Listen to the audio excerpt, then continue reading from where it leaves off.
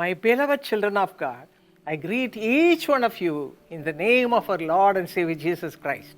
പ്രിയമുള്ള ദൈവമക്കളെ, നമ്മുടെ കർത്താവായ യേശുക്രിസ്തുവിന്റെ നാമത്തിൽ നിങ്ങൾ എല്ലാവർക്കും എൻ്റെ സ്നേഹവന്ദനം. Today we are going to meditate from Psalm 57 verse 2. 57-ാം സങ്കീർത്തനം 2-ാം വാക്യമാണ് ഇന്ന് നാം ധ്യാനിക്കുവാൻ പോകുന്നത്. It says, I cry out to God most high, to God who fulfills his purpose for me. അത്യുന്നതനായ ദൈവത്തെ ഞാൻ വിളിച്ചപേക്ഷിക്കുന്നു, എനിക്ക് വേണ്ടി സകലതും നിവർത്തിക്കുന്ന ദൈവത്തെ തന്നെ. The word of God says, God shall supply all your need നിങ്ങളുടെ ആവശ്യങ്ങളെല്ലാം മാനിക്കുമെന്നാണ് വചനം പറയുന്നത്. according to his riches in glory through Christ Jesus.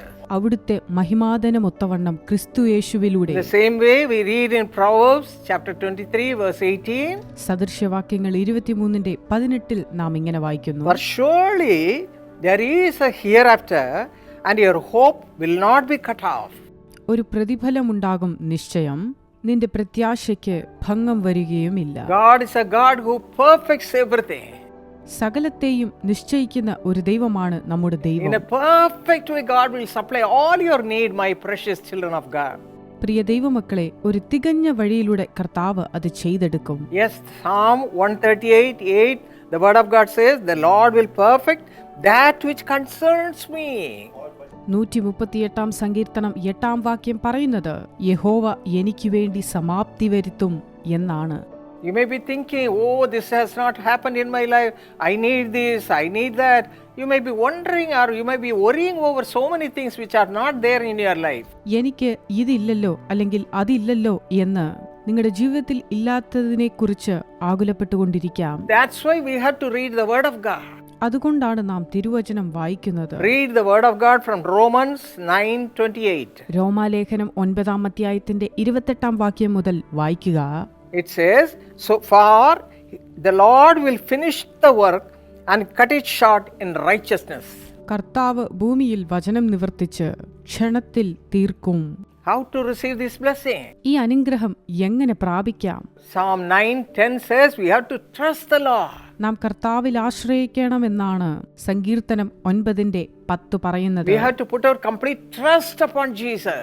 നമ്മുടെ മുഴുവൻ ആശ്രയവും യേശുവിങ്കിൽ അർപ്പിക്കണം. When we trust him, he will surely fulfill all our desires. നമ്മൾ അവിടുന്ന് ആശ്രയിക്കുമ്പോൾ നമ്മുടെ സകല താല്പര്യങ്ങളെയും അവിടുന്ന് നിവർത്തിച്ചു തരും. See the life of David. ദാവീദിന്റെ ജീവിതത്തിലും അങ്ങനെയാണ്. He was a young man. അവൻ ഒരു യുവാവായിരുന്നു. But he had to stand before Goliath.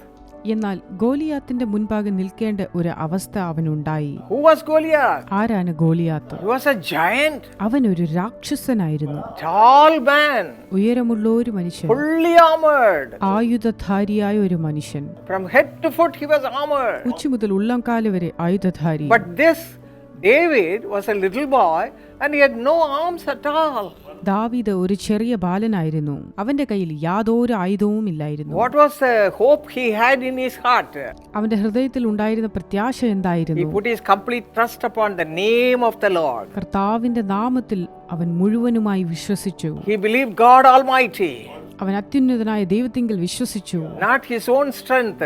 സ്വന്തം ബലത്തിലല്ല, Any other blessing. മറ്റനുഗ്രഹങ്ങളിലല്ല, But the name of the Lord. കർത്താവിന്റെ നാമത്തിൽ വിശ്വസിച്ചു. My friends, do the same thing.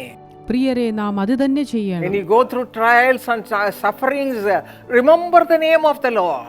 നാം കഷ്ടങ്ങളിലൂടെയും പ്രയാസങ്ങളിലൂടെയും കടന്നു പോകുമ്പോൾ ദൈവത്തിന്റെ നാമത്തെ നാം ഓർക്കുക. In the name of Jesus, claim your blessing. യേശുവിന്റെ നാമത്തിൽ നിങ്ങൾ അനുഗ്രഹങ്ങളെ അവകാശമാക്കുക. As David was blessed, you will be also receiving all the blessings. ദാവീദ് അനുഗ്രഹിക്കപ്പെട്ടതുപോലെ നിങ്ങളും സകല അനുഗ്രഹങ്ങളാലും അനുഗ്രഹിക്കപ്പെടും. David, a little boy, was able to kill a giant. ചെറിയ ബാലനായ ദാവീദിന് ഒരു വലിയ രാക്ഷസനെ കൊല്ലുവാൻ സാധ്യമായി. You can also receive wonders. നിങ്ങൾക്കും അതിശയങ്ങളെ പ്രാപിക്കുവാനാകും. Shall we pray? നമുക്ക് പ്രാർത്ഥിക്കാം. Father, bless all your children. പിതാവേ, അവിടുത്തെ മക്കളെ അനുഗ്രഹിക്കണമേ. We pray in the name of Jesus Christ for all the blessings they need. അവർക്ക് ആവശ്യമായ അനുഗ്രഹങ്ങൾക്ക് വേണ്ടി യേശുക്രിസ്തുവിന്റെ നാമത്തിൽ ഞങ്ങൾ പ്രാർത്ഥിക്കുകയാണ്. Let them trust your name, Father. അവർ അവിടുത്തെ നാമത്തിൽ ആശ്രയിക്കട്ടെ. Whatever blessing they need right now, let them receive. ഇപ്പോൾ അവർക്ക് ആവശ്യമായ അനുഗ്രഹങ്ങൾ അവർ പ്രാപിക്കട്ടെ. In the name of Jesus. യേശുവിന്റെ നാമത്തിൽ Let them be blessed abundantly. അവർ സമൃദ്ധമായി അനുഗ്രഹിക്കപ്പെടട്ടെ. In Jesus' mighty name we pray. യേശുവിന്റെ വല്ലഭത്വമുള്ള നാമത്തിൽ പ്രാർത്ഥിക്കുന്നു. Amen. ആമേൻ.